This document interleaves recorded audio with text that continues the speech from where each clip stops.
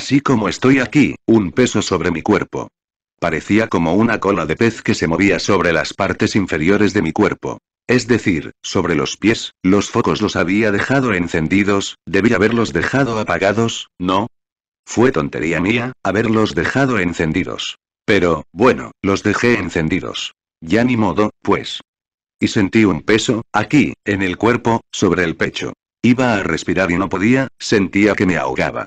Y luego la voz de esa señora. Vamos, aquí estoy, camine. Pero como se me había acostado encima, sentía que los pies de ella no eran pies comunes y corrientes. Parecía como una cola de pez que se movía sobre las partes inferiores de mi cuerpo. Es decir, sobre los pies. Como yo no tengo miedo, francamente, y me gusta ser atrevido en la investigación, dije. Vamos a ver qué sucede. Yo miedo no tengo. ¿Me dice que vamos? Bueno, me fui levantando y ella se retiró de encima de mí, para que pudiera levantarme, y hasta me ayudó a levantarme. Me levanté, me puse de pie, para ver qué pasaba. Ya de pie, me dice. Vamos, no tema. Dije. No, yo no temo a nadie. Dijo. Sígame. Sí, cómo no, pues sí la voy a seguir ya mismo. Y me fui detrás de ella, caminando. Atravesé un patio que había, a la medianoche. Lo que sí no me había quitado, pues, era la ropa. La tenía puesta, por si las moscas. Eso de ir a resultar con paños menores, en plena calle. Válgame Dios. Por eso, así lo hice, bueno, ya en la calle, al salir a la puerta de la calle, hacia afuera, a esas horas, viene un grupo de damas hacia mí, señoras muy respetables, tengo mucho gusto de presentarles a este amigo. Venían todas a saludarme. Mucho gusto. Las conté, era un grupo de 60 personas, por todas. Damas muy respetables. Bueno, luego me hicieron una venia, con mucho respeto, aquellas 60 damas, y me dijeron. Síganos. Está bien. Las fui siguiendo, así pues que, ellas me dijeron. Siga usted adelante. Luego llegué a la orilla de un precipicio. Dijeron. Salte, y no tema. Bueno, yo, francamente, vi el abismo, abajo, y en cuerpo de carne y hueso, vestido así, como estoy ahora y todo, dije para mis adentros. Me la juego, no voy a temer. Si temo, puede que pierda un chance, una oportunidad. Mejor no temo. Me tiré al aire, y con gran asombro floté en la atmósfera.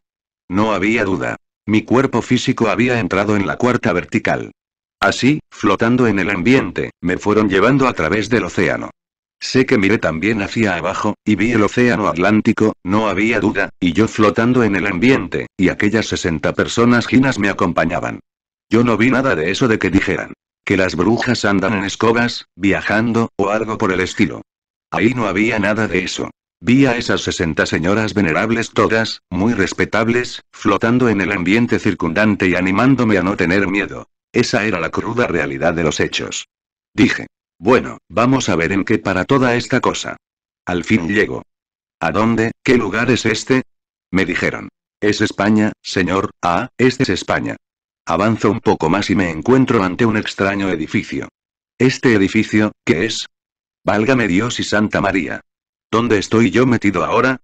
Pues ese edificio era nada menos que el castillo de Klingsor. Entonces dije. Ajá, entonces, ¿con qué la ópera maravillosa de Richard Wagner, El castillo de Klingsor existe? Entonces Richard Wagner no era un tonto.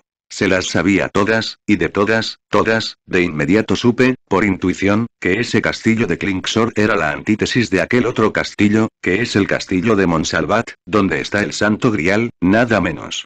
Bueno, seguí al lugar. Ahí pude ver que tenían un Cristo, pero el Cristo lo tenían debajo de un gran cazo de cobre, ¿con qué aquí vine yo a dar?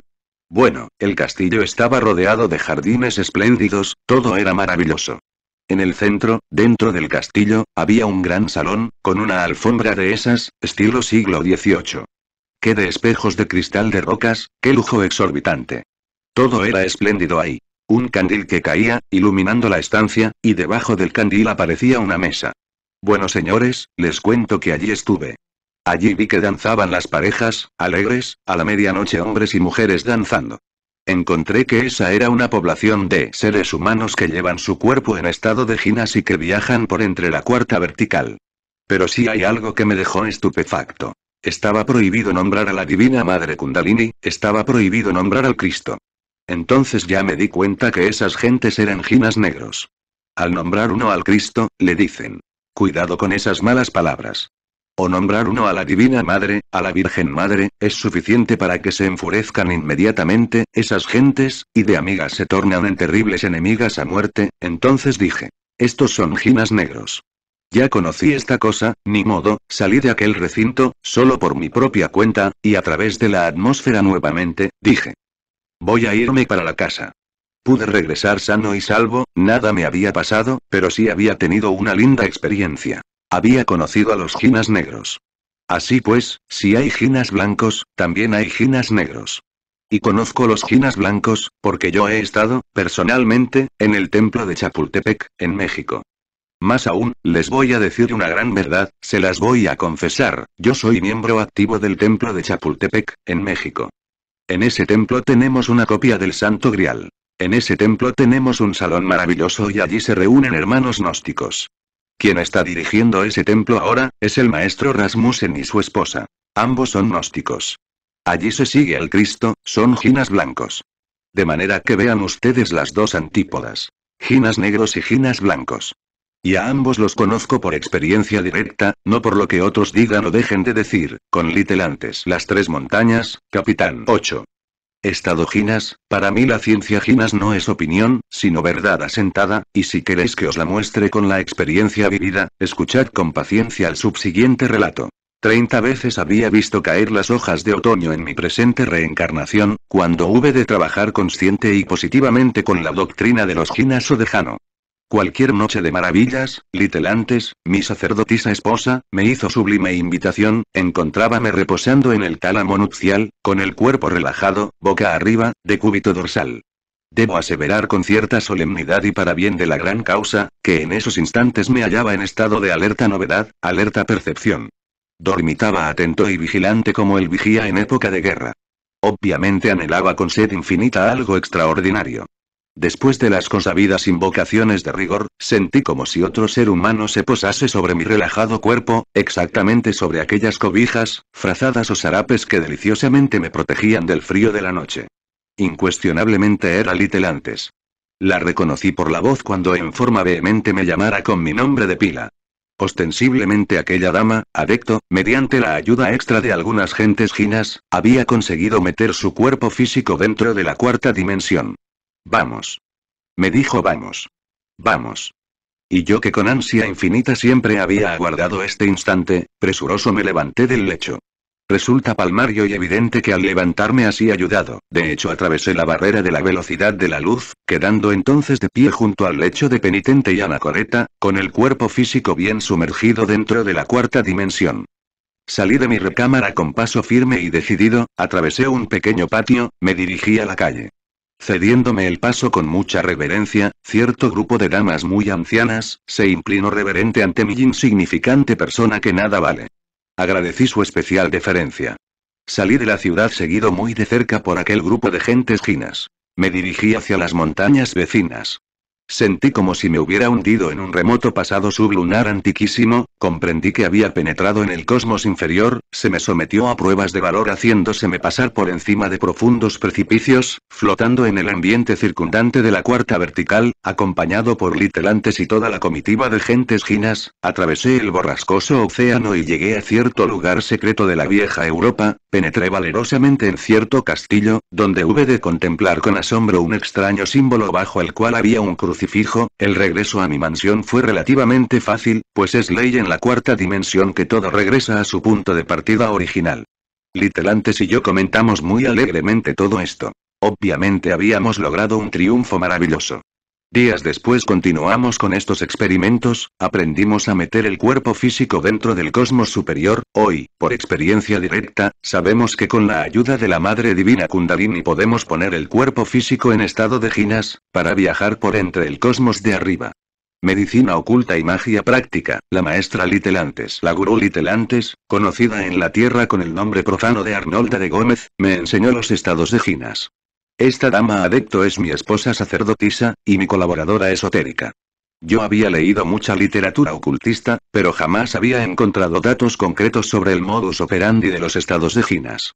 El venerable maestro Huiracocha en su novela iniciática, nos cuenta el interesante caso del comandante montenero que con su cuerpo físico en estado de jinas entró al templo de Chapultepec, en México, para recibir iniciación cósmica. Don Mario Rosso de Luna nos habla también maravillosamente sobre los estados de jinas. Empero ningún escritor espiritualista jamás nos había enseñado la fórmula concreta para poner el cuerpo físico en estado de jinas. Aprendí esta fórmula de mi propia esposa sacerdotisa. Ella me la enseñó prácticamente. Vienen a mi memoria muchas cosas interesantes de aquella época. Allá por el año de 1946, mi esposa y yo vivíamos en el pueblo tropical de Girardot, Cundinamarca. Cierto día la dama adepto me dijo: esta noche me transportaré con mi cuerpo físico en estado de jinas a casa de la señora E. Me haré sentir en ella, y allí le dejaré un objeto material. Algo intrigado le pregunté: ¿es posible transportarse uno con cuerpo físico a través de los aires, y sin necesidad de avión? La gurú Litelantes sonriendo me dijo: ya verás, muy temprano fui a visitar a la señora, y entonces esta señora, algo impresionada, me dijo que durante toda la noche había sentido ruidos en su casa, y pasos de una persona extraña. Luego me contó que dentro de su aposento debidamente cerrado con candado, había encontrado ciertos objetos materiales pertenecientes a la señora Arnolda. Asombrado yo de la cuestión, fui a contarle el caso a la dama adepto, y entonces esta sonriendo me dijo: ya ves que sí se puede viajar con cuerpo físico en estado de jinas. Más tarde me invitó a hacer una excursión con el cuerpo físico por los dominios de esas maravillas tierras de jinas, de las cuales habla don Mario Rosso de Luna. Una noche, la más quieta, la más callada, estaba acostado en mi lecho, en perfecto estado de vigilia. De pronto la dama adepto me dijo: levántate del lecho, y vamos. La dama adepto había puesto su cuerpo físico en estado de jinas, y estaba rodeada de las terribles fuerzas cósmicas del dios Harpócrates. Me levanté de mi lecho, y lleno de fe la seguí, caminando con paso firme y decidido. Una voluptuosidad espiritual me embriagaba, y entonces resolví flotar en los aires. Comprendí que me había sumergido dentro del plano astral, pero con el cuerpo físico. Entendí que cuando el cuerpo físico se sumerge dentro del plano astral, puede levitar y queda sujeto a las leyes del plano astral, pero sin perder sus características fisiológicas. La dama adepto me hizo volar por encima de grandes precipicios y montañas, para probar mi valor. Después de una excursión muy interesante realizada por remotas tierras de jinas, la dama adepto y yo regresamos a nuestra casa de habitación. Seguí experimentando por mi cuenta, y descubrí que para transportarse uno con cuerpo físico en estado de jinas, solo se necesita una mínima cantidad de sueño y mucha fe. Más tarde la dama adepto me explicó algo sobre el huevo órfico y los estados de jinas. Me viene a la memoria el huevo de oro de Brahma, que simboliza el universo. Nuestra Tierra tiene figura ovígeme. La primera manifestación del cosmos en forma de huevo, era la creencia más difundida en la antigüedad. En el templo de Chapultepec, matrimonio perfecto. Conclusión, recibí un mensaje telepático del templo de Chapultepec. Se me ordenó salir de casa y trasladarme inmediatamente al bosque de Chapultepec. Yo obedecí la orden y salí de casa rumbo a ese bosque maravilloso del cual habla el maestro Huiracocha en su novela Rosa Cruz. El castillo de Chapultepec resplandecía maravillosamente con sus millares de lucecitas. Las avenidas y gradería central, estaban solitarias y las puertas herméticamente cerradas. Resulta difícil entrar a esas horas de la medianoche en el bosque de Chapultepec porque los celadores y gendarmes se hallan alertas y vigilantes, y puede darse el caso de que si algún estudiante gnóstico Rosa Cruz se aventurare a penetrar en el bosque, sea confundido con algún ladrón. El celo de los guardianes es grande porque en el castillo de Chapultepec existen inmensas riquezas. Recordemos la vajilla del emperador Maximiliano, toda de oro macizo, y las riquezas coloniales encerradas en los salones del palacio. Este es el palacio más magnífico de México. No importa contar cómo pude entrar en el bosque de Chapultepec a la medianoche. La realidad fue que entré. Eso es todo. Anduve por una avenida dando vueltas al cerro de Chapultepec, siguiendo la dirección de las fuentes que construyera el presidente Madero. El camino estaba desierto y la noche oscura, pasé algún tiempo aguardando la señal convenida. El tiempo me pareció largo, pero al fin llegó alguien que habló por mí y todo se arregló. El adepto superior del templo me ordenó entrar y sin más cumplidos entré. El templo está situado dentro del cerro de Chapultepec. Dicho templo fue visible en otros tiempos para los aztecas, pero después, con la llegada de los españoles, entró en estado de jinas. En este templo está el imperio de luz y fe de los nahuas. 2 guardianes de espada desnuda guardan la entrada y nadie puede entrar allí sin una orden superior. Aquella noche fue de inmensa dicha para mí. El templo estaba inundado por una luz de inmaculada blanca.